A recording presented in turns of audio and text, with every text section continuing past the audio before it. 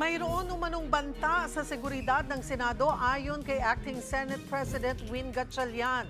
Ito raw ang impormasyong ipinarating ni NBI Director Melvin Matibag sa Blue Ribbon Meeting kahapon. Sakop daw ng posibleng banta ang Senate Building at iba pang lugar sa Senado. Para naman kay dating Senate President Tito Soto, pwedeng i-lockdown ang Senado sakaling may totoong banta rito.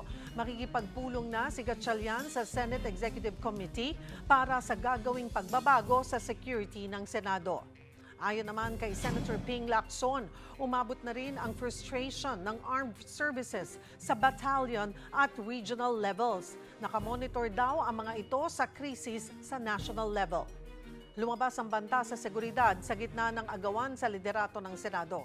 Giit ni Senator Alan Peter Cayetano, dalawa raw ngayon ang Senado. Kaya mungkahi niya, silang dalawa na lang ng nahalal na Senate President pro tempore na si Senator Win Gatchalian ang pipirma sa mga dokumento para hindi maipit at malito ang mga empleyado.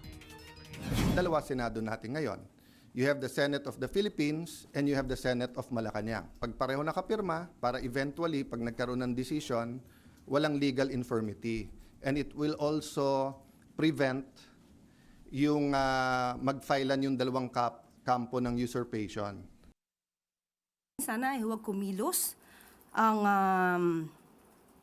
nasabing opisyal na parang siya pa ang biktima. Marami pong nabiktima ang kaguluhan sa Senado. Unang-una pong nabiktima dito ay ang taong bayan na naniniwala sa integridad ng Senado. Ang kaguluhan pong ito ay naganap sa pamumuno ni dating Senate President Alan Cayetano. So, ang sinasabi ay mag-ingat sa Malacanang, mas mag-ingat po ang taong bayan sa mga taong nagkukunwari at nagpapanggap na banal.